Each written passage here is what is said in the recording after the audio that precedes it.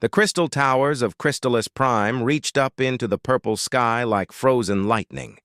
Emperor Vexthar stood on his balcony looking down at the city that floated above the gas giant below. The Zephyrian Empire had ruled the galaxy for 3,000 years, and nobody had ever challenged their power. The blue-skinned Zephyrians with their glowing eyes could speak to each other with their minds across vast distances. This made them perfect rulers because they could control their empire without any delays or confusion. Every morning, Vexthar would connect his mind to the great network that linked all Zephyrians together. Through this network, he could see everything that happened in his empire. He could watch the mining ships pulling metals from dead planets. He could observe the factory worlds where alien slaves built weapons and ships. He could feel the thoughts of his admirals as they patrolled the outer edges of Zephyrian space. Nothing happened without the Emperor knowing about it. The Empire was built like a pyramid with the Zephyrians at the top. Below them were the warrior races who fought for the Empire. Below the warriors were the worker races who built things and grew food. At the bottom were the slave races who did the dangerous jobs that nobody else wanted to do. Every race knew their place, and nobody questioned this system because it had always worked this way. Admiral Kethmos was one of Vexthar's most trusted commanders. He had conquered 17 different star systems and brought 43 alien races under Zephyrian rule. Today he stood in the war room of his flagship looking at a map of the galaxy. Most of it was colored blue to show Zephyrian control. Only a few small spots remained unconquered, and those would soon be blue as well. The Admiral's aide approached with a data pad. The young Zephyrian officer looked nervous as he handed over the report. Kethmos read it quickly and then looked up with surprise. A new race had developed faster than light travel. They called themselves humans, and they lived in a small system near the edge of the galaxy. This was nothing unusual because new races discovered space travel all the time. What was strange was that these humans had not immediately asked to join the Empire or tried to hide from it. Vexthar felt Kethmos's confusion through their mental link. The Emperor focused his attention on his admiral and saw what the officer was thinking. These humans had actually sent messages to other races in nearby systems. They were trying to start trade relationships and make friends. This was completely against the natural order of things. New races were supposed to either submit to the Empire or fight against it until they were conquered. They were not supposed to ignore the Empire and make their own alliances. The Emperor called his High Council together. 12 of the most powerful Zephyrians in the galaxy gathered in the crystal chamber at the top of the Imperial Palace. Their minds joined together as they discussed this strange situation. The humans were too far away to be an immediate threat to the Empire. Their technology was primitive compared to Zephyrian ships. Their military was tiny, and they had no experience fighting in space wars. Counselor Gentara suggested that they should simply ignore the humans for now. The Empire had more important things to worry about, like the rebellion on Kepler 7 and the trade disputes in the Andromeda sector. But Vexthar disagreed. Every race in the galaxy needed to understand that the Zephyrian Empire was the only legitimate government. If they allowed humans to act independently, then other races might get similar ideas. The Emperor made his decision. Admiral Kethmos would take a small fleet to human space and bring them into the Empire. It would be a routine mission like hundreds of others that had happened over the centuries. The humans would see the power of the Zephyrian fleet and immediately surrender. Then they would be given a place in the imperial hierarchy based on their skills and abilities. It was a simple process that had never failed before. Kethmos accepted his orders without question. He chose 50 of his best warships for the mission. Each ship was 3 times larger than the biggest human vessel and armed with weapons that could destroy entire planets. The Zephyrian crews were experienced warriors who had fought in dozens of campaigns. They knew exactly how to make a new race understand that resistance was impossible. The fleet departed from Crystallis Prime on a warm summer day. Emperor Vexthar watched the ships disappear into hyperspace and felt satisfied that he had made the right choice. In a few weeks, the humans would be part of the Empire, and Galaxy would be one step closer to complete Zephyrian control. The Emperor had no way of knowing that he had just made the decision that would destroy everything his ancestors had built over 3,000 years of conquest and rule. The meeting took place in empty space between the human solar system and the nearest Zephyrian outpost. Admiral Kethmos arrived with his 50 warships arranged in a perfect formation that was designed to show overwhelming power. The ships were beautiful and terrible at the same time, with their crystal hulls reflecting starlight and their weapon ports glowing with barely contained energy. Any reasonable species would take one look at this fleet and immediately surrender. The humans sent a single ship to meet them. It was small and ugly compared to the Zephyrian vessels, with metal plates welded together and primitive chemical rockets for propulsion. The ship looked like something that had been built in a garage rather than a proper shipyard. Kethmos felt insulted that the humans would send such a pathetic vessel to negotiate with the mighty Zephyrian Empire.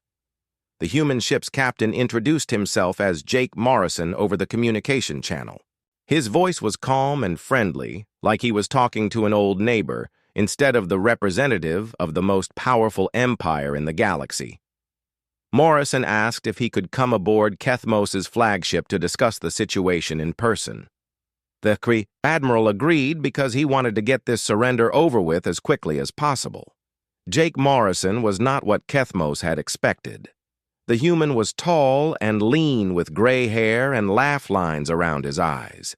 He wore a simple blue uniform, without any medals or decorations. When he walked into the Admiral's conference room, he looked around with genuine curiosity, rather than the fear that aliens usually showed when meeting Zephyrians for the first time. Kethmos began the traditional conquest speech that he had given dozens of times before. The Zephyrian Empire offered peace and prosperity to all races that joined willingly. Resistance would only lead to unnecessary death and destruction. The humans should consider themselves fortunate to be invited into the greatest civilization in galactic history. All they had to do was acknowledge Zephyrian authority and accept their assigned role in the imperial hierarchy. Morrison listened politely to the entire speech without interrupting. When the Admiral finished, the human captain leaned back in his chair and smiled. He said that the Zephyrian Empire sounded very impressive, and he was sure that many races had benefited from joining it. But he had some questions about how the system actually worked in practice. The questions caught Kethmos completely off guard. Morrison wanted to know how conquered races were treated within the Empire. Were they allowed to keep their own cultures and traditions? Could they participate in making decisions that affected their home worlds? What happened to races that had different ideas about government or religion? Did the Empire help poor planets develop their economies or just take their resources? Kethmos found himself struggling to answer these questions. Nobody had ever asked him about the details of imperial administration before. Conquered races usually just accepted their fate and tried to make the best of their new situation. The Admiral explained that the Empire was organized for maximum efficiency, with each race contributing their special talents to the greater good. The Zephyrians made all the important decisions because they had the wisdom and experience to govern properly. Morrison nodded thoughtfully and then asked more questions. Why did the Zephyrians think they were naturally better at governing than other races? Had they ever tried working with other species as equals instead of subjects? What would happen if a member race wanted to leave the Empire peacefully? Were there any Zephyrian colonies that had become independent and remained friendly with the Empire?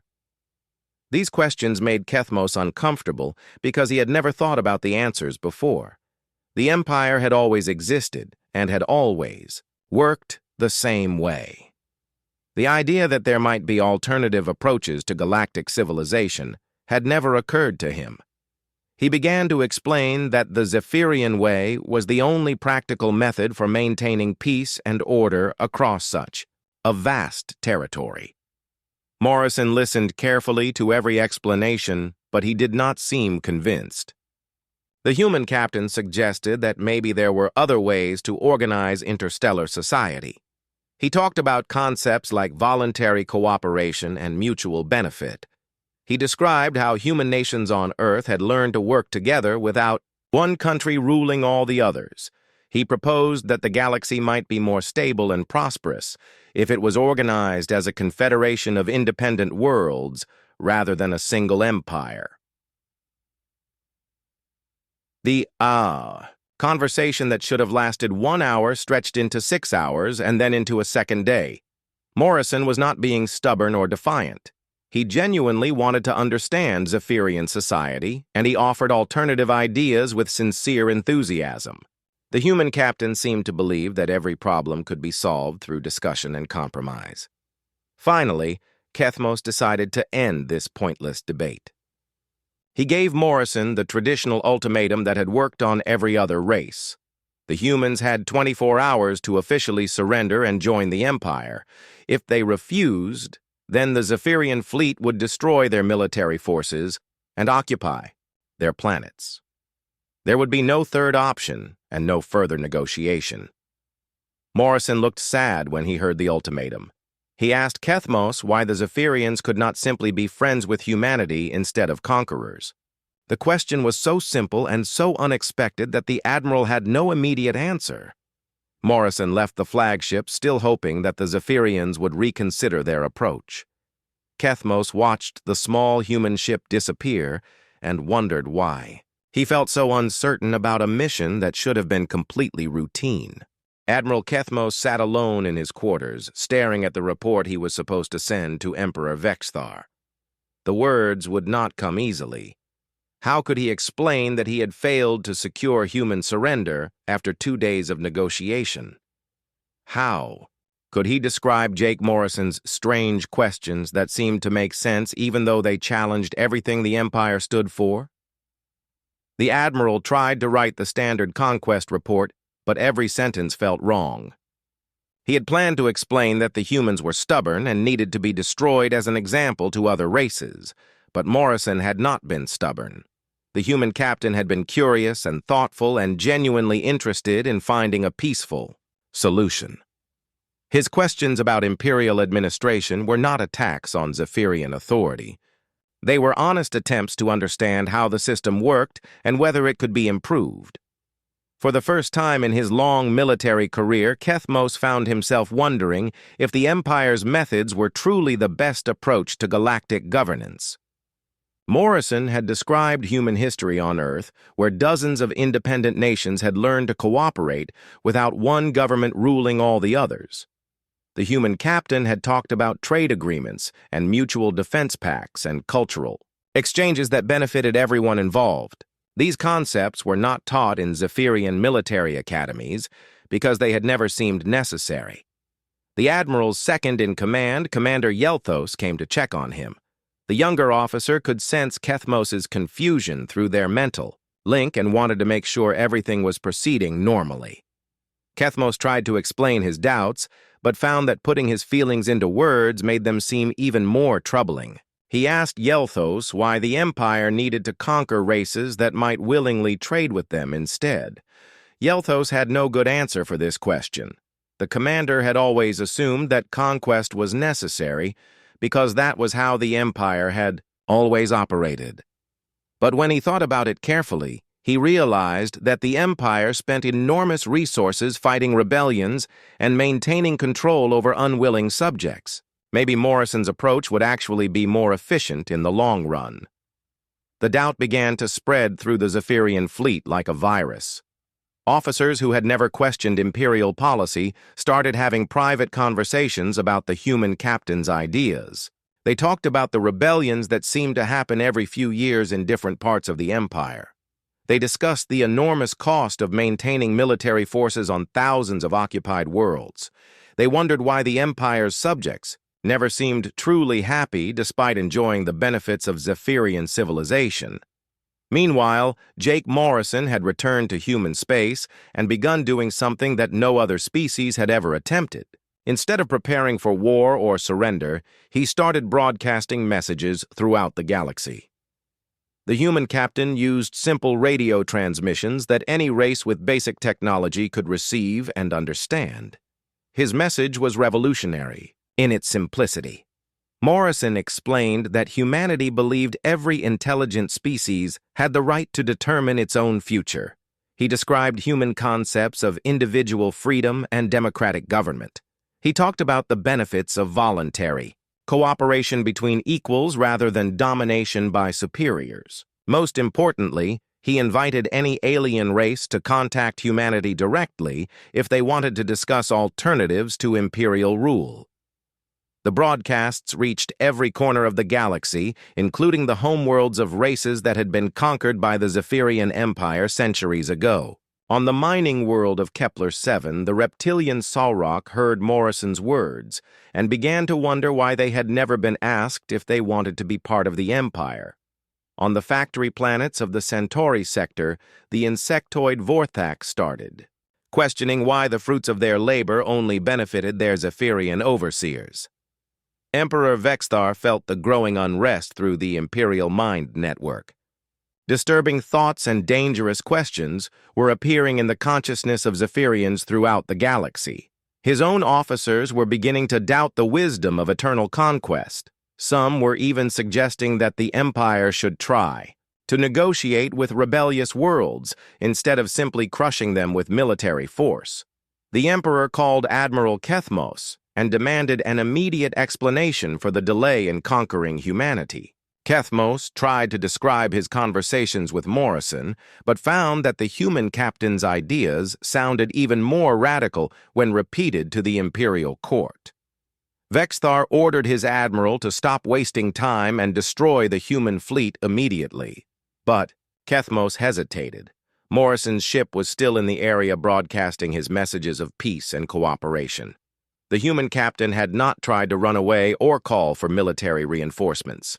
He seemed to genuinely believe that the Zephyrians would eventually see the logic of his position.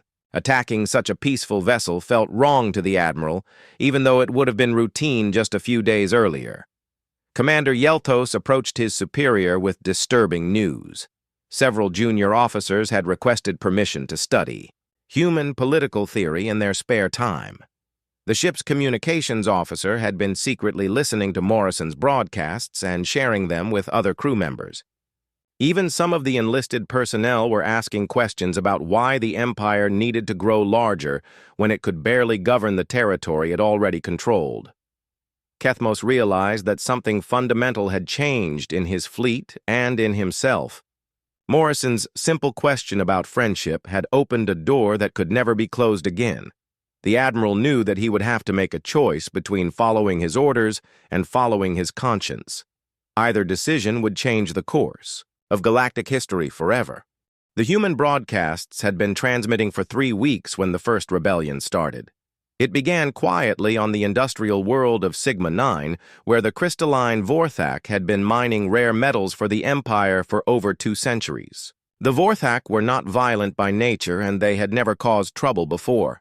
But Morrison's messages about self-determination had given them new ideas about their situation. The Vorthak workers simply stopped reporting to their shifts one morning. They gathered in the central plaza of their main city and began discussing what they wanted for their future. The Zephyrian overseers were confused because this was not a typical rebellion with weapons and violence. The workers were not trying to destroy anything or hurt anyone. They just wanted to talk about whether they had chosen to be part of the Empire or if the choice had been made for them. Governor Malthus, who ruled Sigma-9, sent urgent messages to the imperial capital asking for instructions. The Vorthak were not breaking any specific laws, but they were also not following orders. They had organized themselves into discussion groups and were debating human concepts like representative government and individual rights. Some groups had even started electing temporary leaders to speak for them in negotiations. Similar events began happening on dozens of worlds throughout the Empire. The reptilian Solrock on Kepler-7 organized work slowdowns and demanded better living conditions. The aquatic delphins in the Outer Rim stopped delivering their quota of processed algae and asked why they could not keep more of what they produced for themselves. Even some of the warrior races began questioning why they spent their lives fighting, to expand an empire that gave them so little in return. Emperor Vexthar watched these developments with growing alarm. The Imperial Mind Network was filling with doubts and dangerous questions. His own Zephyrian subjects were starting to wonder if conquest was really the best way to organize galactic civilization. Some were even suggesting that the Empire should try Morrison's approach of voluntary cooperation instead of forced submission. The Emperor decided to make an example that would remind everyone of Zephyrian power. He ordered the complete military occupation of Sigma-9 and the arrest of all Vorthak leaders. Admiral Zenthos arrived with a battle fleet and issued ultimatums demanding immediate return to normal operations. But the Vorthak response surprised everyone involved. Instead of surrendering or fighting back, the crystalline beings simply asked why the Zephyrians thought they had the right to make decisions for other species. They pointed out that the Empire had never asked if they wanted to join and had never given them a chance to leave peacefully. They quoted Morrison's broadcasts about the importance of consent in any legitimate government. Their questions were respectful but persistent, and they made Admiral Zenthos very uncomfortable. The situation became even more complicated when Jake Morrison himself arrived at Sigma-9 in his small diplomatic ship. The human captain had been monitoring Imperial communications and knew that the Zephyrians were preparing to use force against peaceful protesters. Morrison requested permission to mediate the dispute and help both sides find a solution that everyone could accept. Admiral Zenthos was ordered to arrest Morrison immediately, but found himself hesitating. The human captain was completely unarmed and had come to Sigma-9 alone despite knowing the danger. Morrison seemed genuinely concerned about preventing violence and finding a peaceful resolution. Arresting such a person felt wrong, even though it would have been routine just a month earlier. Instead of arresting Morrison, the Admiral agreed to let him meet with the Vorthak leaders.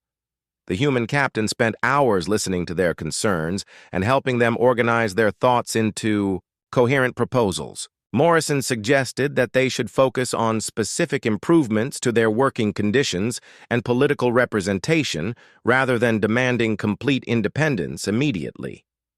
The negotiations continued for days while similar protests spread to other worlds throughout the Empire. Morrison's approach was unlike anything the Zephyrians had encountered before. He did not take sides or make demands. Instead, he helped both parties understand each other's positions and find areas where compromise was possible. The human captain seemed to believe that every problem could be solved if people just talked to each other long enough. Commander Yeltos, who had been observing the negotiations, sent a secret report to his friends in the Imperial fleet. He described how Morrison was able to calm tensions and create solutions that satisfied everyone involved. The human captain's methods were so effective that even Admiral Zenthos was beginning to consider whether negotiation might be better than force in some situations. The report spread through the Zephyrian military network and reached officers on dozens of different ships. Many of them were dealing with their own rebellions and were finding that traditional military responses only made the situations worse. Morrison's diplomatic approach seemed to offer a better alternative that could restore peace without destroying entire civilizations. Emperor Vexthar realized that his empire was facing a crisis unlike anything in its 3,000-year history. The rebellions were not being led by ambitious warlords or foreign enemies. They were being inspired by simple ideas about freedom and self-government that Morrison had shared with the galaxy. The human captain had not conquered any territory or destroyed any fleets, but he had done something far more dangerous. He had given the Empire's subjects a new way of thinking about their place in the galaxy and their right to choose their own destinies. Emperor Vexthar stood in his throne room watching reports flood in from across the galaxy. 17 worlds had declared independence in the past week. 43 more had stopped paying imperial taxes. Over 100 planets were demanding representation in local government decisions. The empire that had seemed unshakable just 2 months ago was falling apart without a single shot being fired. The Emperor's advisors urged him to respond with overwhelming force. They wanted to destroy several rebellious worlds as examples to discourage further defiance. But Vexthar hesitated because he could feel the thoughts of his own people through the mind network. Many Zephyrians were beginning to question whether mass destruction was really the best way to maintain order. Some were even wondering if the rebellious worlds had legitimate complaints about imperial rule. Admiral Kethmos sent another disturbing report from human space. Jake Morrison had established what he called a diplomatic corps, with volunteers from dozens of different species. These unarmed negotiators were traveling throughout the galaxy, helping to resolve conflicts between former imperial subjects and their Zephyrian governors. Morrison's approach was working so well that some Zephyrian officials were secretly requesting human mediators to help solve local problems. The situation became even more serious when Admiral Zenthos submitted a formal resignation from the Imperial fleet. The respected officer explained that he could no longer serve an empire that refused to listen to the legitimate concerns of its subjects. Zenthos had been deeply affected by his experiences negotiating with the Vorthak on Sigma 9. He had seen how Morrison's diplomatic methods could create peace and cooperation, while traditional military approaches only led to more violence and hatred. Zenthos was not alone in his doubts. Commander Yelthos and dozens of other officers began submitting similar resignations. They were not joining enemy forces or planning military coups. They simply could not continue serving a system that they now believed was wrong. The Imperial fleet was losing its most experienced and capable leaders not to enemy action, but to moral awakening. Emperor Vexthar tried to rally support by giving speeches about Zephyrian superiority and the benefits of imperial rule. But his words rang hollow to audiences that had been hearing Morrison's broadcasts about equality and self-determination. The human captain's simple message that every intelligent being deserved to choose their own future was spreading faster than any military force could contain it. The Emperor decided to take drastic action. He ordered the complete destruction of the human solar system to eliminate Morrison and his dangerous ideas once and for all. A massive fleet under Admiral Corvin was assembled with instructions to show no mercy to any human vessel or colony. The attack would demonstrate that defying the Empire led to total annihilation. But when Admiral Corvin arrived in human space, he found something unexpected. Morrison's small diplomatic ship was waiting alone to meet the Zephyrian armada. The human captain sent a message requesting permission to come aboard the flagship for one final negotiation. Corvin was tempted to simply destroy the ship immediately, but curiosity got the better of him. He wanted to understand what kind of person could cause so much trouble with nothing but words and ideas. Morrison came aboard the flagship carrying no weapons and showing no fear despite facing certain death.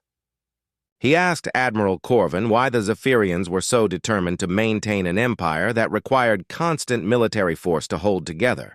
The human captain pointed out that truly successful governments earned the loyalty of their citizens through good leadership rather than demanding obedience through threats of violence. Corvin found himself drawn into the same kind of philosophical discussion that had confused Admiral Kethmos months earlier. Morrison asked why the Zephyrians believed they were naturally better rulers than other species. He wondered if the empire might be more stable and prosperous if it was reorganized as a voluntary confederation where member worlds could choose to participate or leave as they wished. The conversation continued for hours while the Zephyrian fleet waited in formation around the small human ship. Officers throughout the armada could hear parts of the discussion through their communication systems.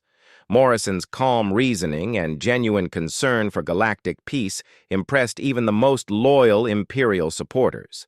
Many began to wonder if destroying humanity would really solve the Empire's problems or just create more resentment and rebellion. Admiral Corvin realized that he was facing the same impossible choice that had confronted Kethmos and Zenthos before him. He could follow his orders and destroy Morrison, but that would not eliminate the ideas that the human captain had already shared with the galaxy. Millions of beings on hundreds of worlds had heard Morrison's message about freedom and self-determination. Killing one human would not make them forget what they had learned about their right to choose their own destinies. The Admiral made a decision that shocked everyone, including himself. Instead of attacking, he ordered his fleet to withdraw from human space. Corvin sent a message to Emperor Vexthar explaining that military force could not solve a philosophical problem. The Empire was collapsing not because of enemy attacks, but because its own subjects had been given a better vision of what galactic civilization could become. Emperor Vexthar received Corvin's report with growing desperation. His greatest military commanders were refusing to follow orders. His subjects were declaring independence faster than he could respond. The mind network that had once been his greatest strength was now filled with doubts and questions that undermined everything the Empire represented. Morrison had accomplished something that no conqueror in galactic history had ever managed. He had defeated the Zephyrian Empire without fighting a single battle. 2 years after Jake Morrison first asked why the Zephyrians could not simply be friends with humanity, the galaxy had changed completely. The great empire that had ruled for 3,000 years existed only in history books. In its place stood the Galactic Confederation, a voluntary alliance of independent worlds that worked together by choice rather than force. Emperor Vexthar sat in his private study on Crystalis Prime reading reports about the new galactic government. The Crystal City still floated above its gas giant, but the purple sky no longer seemed to reflect unlimited power. The Emperor now ruled only 12 worlds that had chosen to remain loyal to traditional Zephyrian leadership.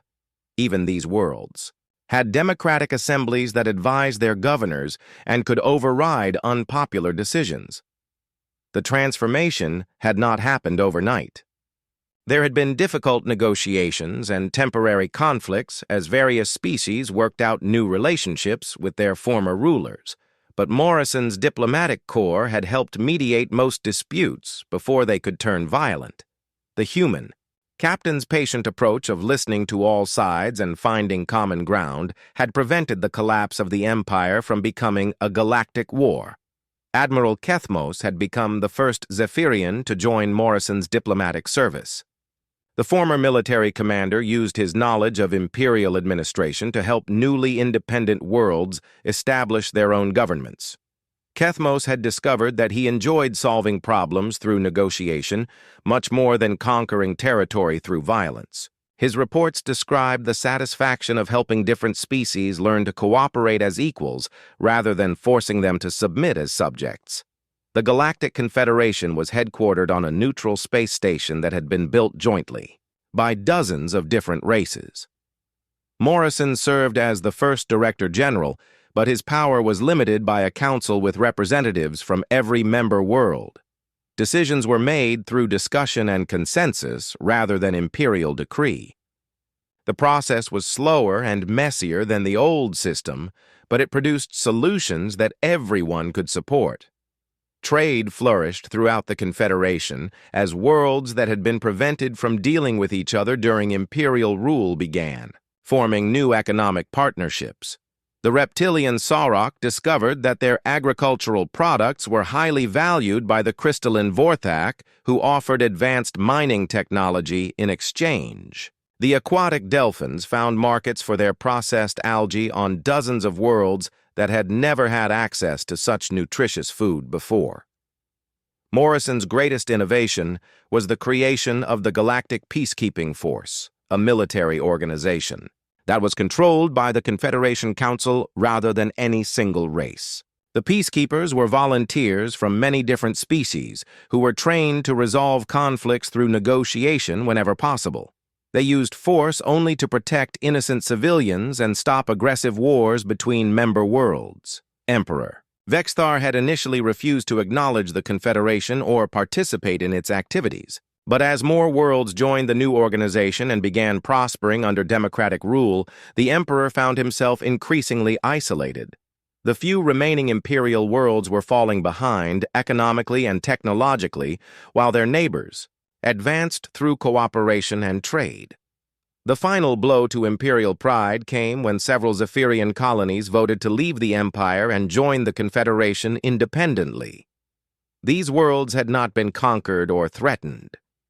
They had simply decided that democratic self-government offered more opportunities than continued imperial rule. Even worse from Vexthar's perspective, their decision had been supported by many Zephyrians who believed that their own species would benefit from political reform. Faced with complete isolation, Vexthar made the most difficult decision of his long reign. He dissolved the Zephyrian Empire and transformed his remaining worlds into the Zephyrian Republic. The new government maintained Zephyrian cultural traditions while adopting democratic institutions that gave all citizens a voice in political decisions. Vexthar himself became the first elected president of the Republic and discovered that leading willing followers was much more satisfying than commanding unwilling subjects. The transformation was not perfect, and problems remained throughout the galaxy. Some worlds struggled with democratic governance after centuries of imperial rule. Economic inequality between developed and underdeveloped regions continued to cause tensions. A few aggressive species still preferred conquest to cooperation and had to be contained by the peacekeeping force. But the overall change was remarkable. Galactic civilization had become more peaceful, prosperous, and creative under the Confederation than it had ever been under the Empire. Scientific discoveries accelerated as researchers from different species shared their knowledge freely. Art and culture flourished as worlds that had been isolated by imperial barriers began exchanging ideas and traditions. Jake Morrison remained, the most famous human in galactic history, but he never sought personal glory or permanent power. The former ship captain continued to travel throughout the Confederation, mediating disputes and helping new worlds establish democratic institutions. His simple belief that intelligent beings deserved to choose their own destinies had revolutionized galactic politics and created a new age of freedom and cooperation. Historians studying the fall of the Zephyrian Empire would debate its causes for generations. Some credited Morrison's diplomatic skills, while others pointed to the inherent instability of ruling unwilling subjects. But most agreed on one fundamental point. The strongest empire in galactic history had been defeated not by superior weapons or military strategy, but by a simple idea introduced by one persistent human who refused to accept that things had to remain as they always had been.